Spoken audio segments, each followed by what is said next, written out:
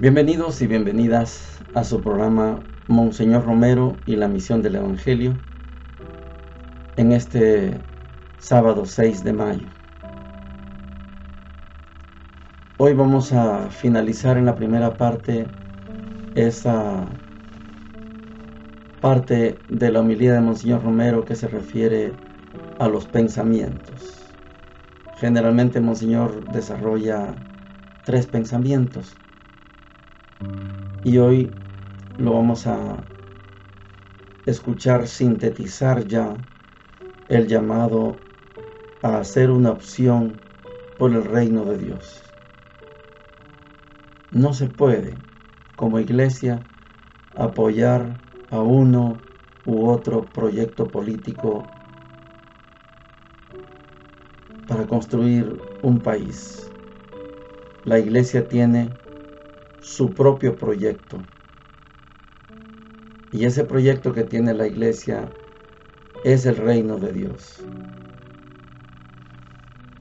La claridad que tiene Monseñor Romero no es común en el resto de miembros de la comunidad.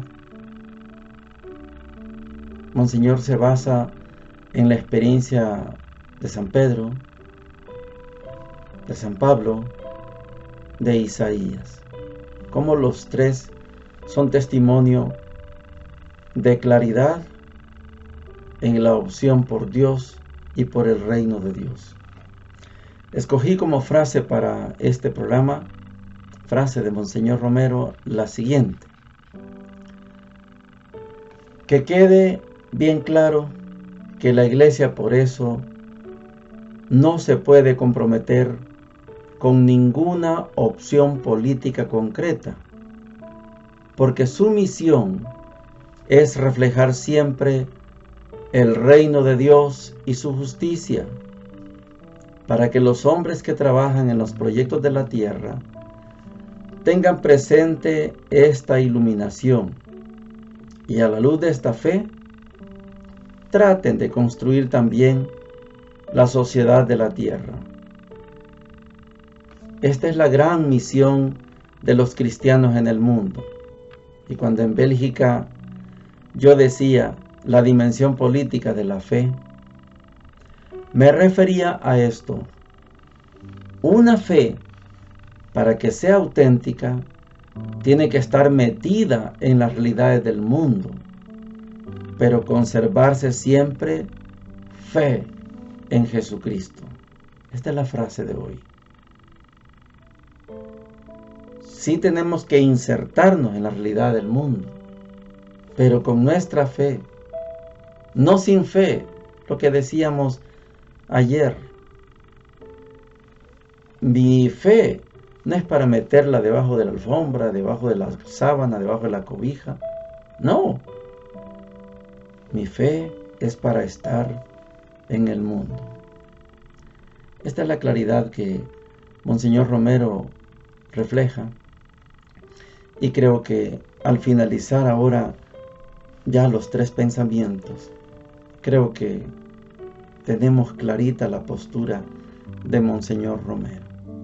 Mañana domingo, primero Dios, vamos a estar escuchando ya en la sección los hechos de la semana. Aquí hemos terminado los 3 pensamientos que Monseñor hizo tradición en sus homilías. Oigamos a Monseñor. Este es el proyecto de Dios. No se contradice con los proyectos de la tierra. Sí se contradice con los pecados de los proyectos de la tierra. Pero por eso la iglesia tiene que predicar el reino de Dios para arrancar el pecado de todos los proyectos de la tierra y para animar la construcción de los proyectos a la medida del reino de Dios. Este es el gran trabajo de los cristianos en la historia.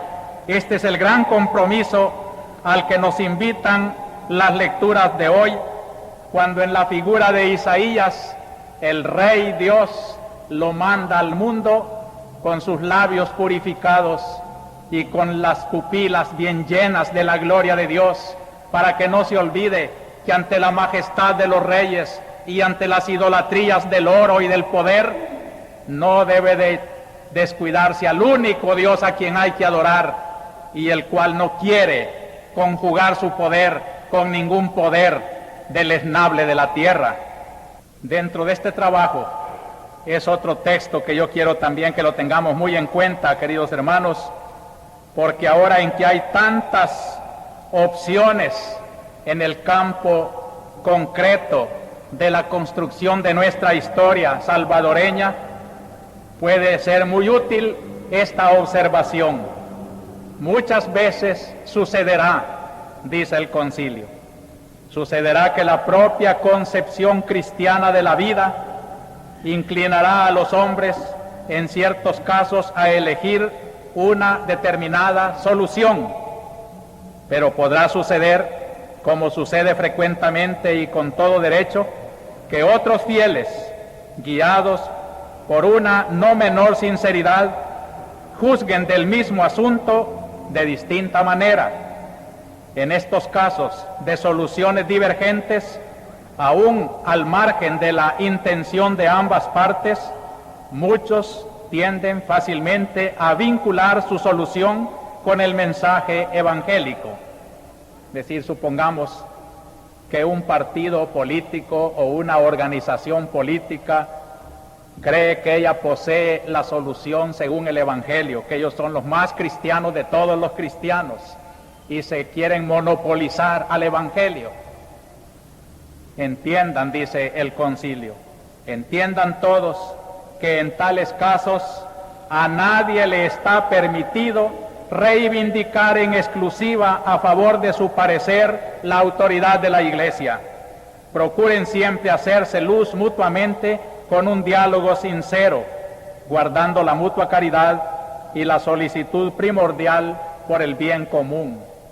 Que quede bien claro, pues, que la Iglesia por eso no se puede comprometer con ninguna opción política concreta, porque su misión es reflejar siempre el reino de Dios y su justicia, para que los hombres que trabajan en los proyectos de la tierra tengan presente esta iluminación y a la luz de esa fe traten de construir también la sociedad de la tierra.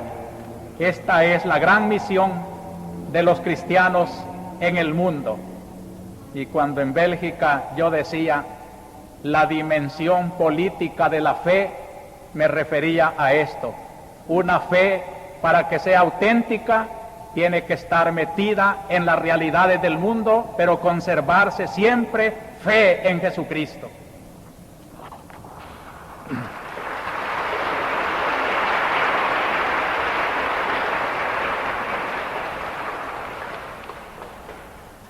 Como pastor de iglesia y como comunidad cristiana que somos, veamos si nuestro trabajo desde nuestra fe, del crecimiento de nuestra fe, es precisamente el trabajo de estos tres grandes personajes que aparecen en las lecturas de hoy.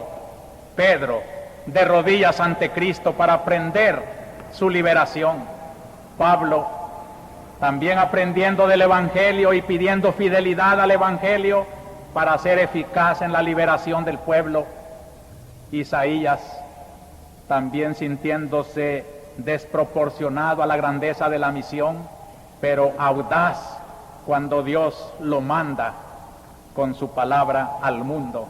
Seremos verdaderamente mensajeros del reino de Dios, y los que tienen vocación política y están metidos en organizaciones o en partidos políticos o en el gobierno o en el ejército o en cualquier mando de la realización política de nuestra patria, son cristianos de verdad, están realizando su fe en lógica consecuencia en las realidades que tienen entre manos. Es el momento de tocar la palabra de Dios en este programa. Y hemos venido acompañando ya en 2 días consecutivos el discurso de Pablo. Muy bien, ya se encontró con Jesús Pablo, ya se incorporó a la comunidad, ya está bajo el influjo del Espíritu Santo, ya le impusieron las manos, ya lo enviaron. Les dijo el Espíritu Santo: apártenme a Pablo y a Bernabé. Juan, que los había acompañado, se retiró. Y ahora Pablo, al igual que Jesús en la sinagoga de Nazaret, al igual que Esteban, al igual que Pedro en el cenáculo de Jerusalén, con toda autoridad, Pablo, porque él es un fariseo, conoce de Sagrada Escritura, conoce, digámoslo en palabras nuestras, conoce de historia de la salvación, les ha venido enseñando. Ahora vienen las consecuencias de predicar como predica Pablo. Hechos de los Apóstoles, capítulo 13, versículos 44 al 52, dice lo siguiente: el sábado siguiente, casi toda la ciudad acudió a oír la palabra de Dios. Al ver el gentío, a los judíos les dio mucha envidia y respondían con insultos a las palabras de Pablo. Entonces Pablo y Bernabé dijeron sin contemplaciones: teníamos que anunciarles primero a ustedes la palabra de Dios, pero como la rechazan y no se consideran dignos de la vida eterna, sepan que nos dedicamos a los gentiles. Así nos lo ha mandado el Señor. Yo te haré luz de los gentiles, para que lleves la salvación hasta el extremo de la tierra. Cuando los gentiles oyeron esto, se alegraron y alababan la palabra del Señor, y los que estaban destinados a la vida eterna creyeron. La palabra del Señor se iba difundiendo por toda la región, pero los judíos incitaron a las señoras distinguidas y devotas y a los principales de la ciudad, provocaron una persecución contra Pablo y Bernabé y los expulsaron del territorio. Ellos sacudieron el polvo de los pies como protesta contra la ciudad y se fueron a Iconio. Los discípulos quedaron llenos de alegría y del Espíritu Santo. Palabra de Dios, te alabamos, Señor. Este es el desenlace que les había anunciado. El discurso de Pedro terminó muy bien. 3,000 se unieron al grupo, se bautizaron. 3,000. Jesús en la sinagoga de Nazaret prácticamente fue un fracaso. Ahí no pudo hacer muchos milagros porque la gente no tenía fe, porque decían: nadie es profeta en su tierra.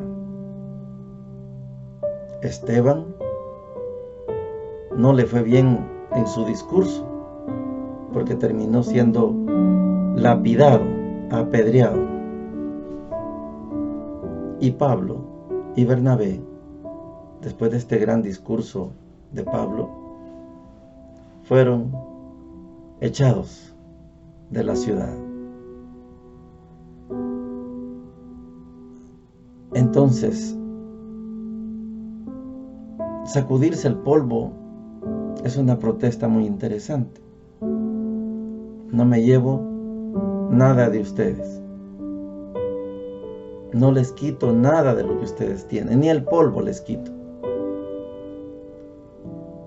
Pero eso sepan, que nosotros debíamos anunciarles el Evangelio a ustedes, pero ustedes no lo reciben. Adiós, nos vamos donde los gentiles felices. Este grupo está lleno del Espíritu Santo. Así de maravilloso es el Espíritu Santo. Transforma gente.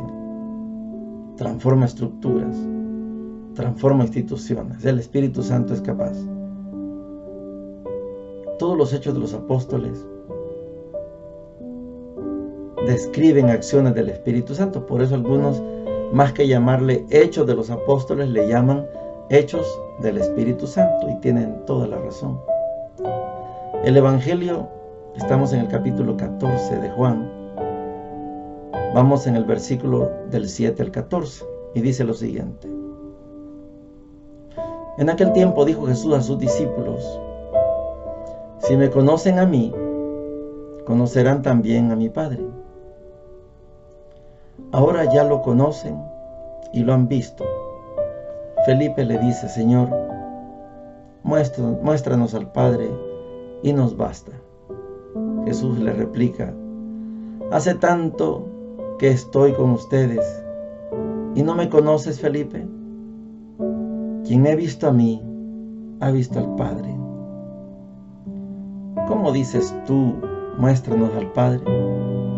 ¿No crees que yo estoy en el Padre y el Padre está en mí? Lo que yo les digo, no lo hablo por cuenta propia. El Padre que permanece en mí, hace sus obras. Créanme, yo estoy en el Padre y el Padre está en mí. Si no, crean a las obras. Les aseguro, el que cree en mí, también él hará las obras que yo hago y aún mayores, porque yo me voy al Padre, y lo que pidan en mi nombre, yo lo haré, para que el Padre sea glorificado en el Hijo. Si me piden algo en mi nombre, yo lo haré. Palabra del Señor. Gloria y honor a ti, Señor Jesús. Juan, les decía yo que cuando estemos estudiando el Evangelio de Juan y oigamos la palabra judíos, estamos hablando de enemigos de Jesús. Los enemigos de Jesús, los judíos, proferían insultos a las predicaciones de Pablo, Bernabé, Santiago, Juan, Pedro. Insultos. No estaban dispuestos ni dispuestas a aceptar la novedad del Evangelio. No estaban dispuestos. Por eso es normal que esos judíos, enemigos de Jesús, echen fuera de la ciudad, valiéndose de artimañas, triquiñuelas ahí, con las señoras notables del pueblo y otros y otras. Logran que Pablo y Bernabé sean expulsados de la ciudad. No están dispuestos a dejar su antigua religión por venirse a la novedad del Evangelio. No estaban dispuestos hace 2000 años y hoy tampoco están dispuestos. Así termina la predicación de Pablo en esa sinagoga de Antioquía. Expulsados. Vámonos para Iconio. Los gentiles felices. Gentiles quedaron muy contentos porque las palabras de salvación van a ser para ellos. Usted y yo somos gentiles. Gentil significa el que no es judío, el que no es israelita. Así que somos gentiles. Por eso Pablo es el apóstol de los gentiles. Él decide dejar el ambiente judío, dejar a los enemigos de Jesús, por irse con los gentiles que estaban deseosos, esperando que llegaran los discípulos y los apóstoles, y Pedro y Pablo, para escuchar de qué van a hablar, qué mensaje traen. Así funciona el proceso de evangelización. los marginados y las marginadas desde Jesús son tomadas en cuenta. Los judíos habían hecho una religión solo para ellos, cerradas. El templo tenía una cantidad de patios. Hasta aquí llega la mujer. De aquí para allá solo pasan hombres. Después de estos hombres hay que dividir entre gentiles o paganos y judíos. Después otro patio donde solo pueden entrar los sacerdotes a hacer esos sacrificios, degollar un toro, un cordero, un cabrito, sacrificar 2 palomas, lo que sea, toro cualquiera. Después hay otro lugar donde ya no entran los sacerdotes, solamente el sumo sacerdote. Ese esquema de religión antiguo no soportó que viniera un tal Jesús y les hablara de una nueva manera de tratar con Dios. Ahora ya no es sacrificando toros, corderos, palomas, vacas, cabritos. No, ya no. Hoy la tarea es servir a quien me necesita. Esto los judíos no lo entendieron y no lo entienden ahora. El Israel de hoy lo que entiende es: tengo buenas armas y estos pobres ahí enfrente no tienen nada. Entonces, como no tienen nada, yo les tiro bombas, les tiro misiles, y ellos como no tienen nada, unas ondas tienen. Ellos no entienden, los judíos no entienden la misión que trajo Jesús, no la entienden. No entienden que ya no necesitamos un templo que esté seccionado en patios. Ya no necesitamos templos. Necesitamos salir y servir. Y esto es clave para la salvación. Para ellos, para los judíos, el templo y todo lo demás es para cumplir normas. Dice Dios, guardarás el sábado, y hay que guardar el sábado. Dice Dios en su palabra, y hay que cumplir los 10 mandamientos. No creen en Jesús. Y decía Monseñor Romero, esos 3 grandes hombres: Pedro, de rodillas ante Jesús; Pablo, de rodillas ante Jesús, ante esa aparición, y con los ojos ciegos. Isaías contempla a Dios, se asusta, cree que va a morir, y un serafín toma una brasa del altar, se la pone en la boca y le dice: no digas que eres de labios impuros, ya estás purificado. 3 experiencias distintas. Los judíos no aceptan ninguna de esas 3 experiencias. Ellos siguen con su esquema de cumplir la Torá, de cumplir la ley y escuchar los textos de los profetas. Allá están todavía con esa mirada. No cruzaron la frontera. Por eso Pablo dice: muy bien, fuimos enviados a anunciarles la buena nueva a ustedes, pero como ustedes no la reciben, nos vamos para otro lado. Así funciona el método de evangelización. Unos la aceptan, otros no. Adiós a los que no la aceptan. Vámonos a todos aquellos que la aceptan. Y así se juega la vida, y así se alcanza la salvación. Bendiciones para todos y para todas.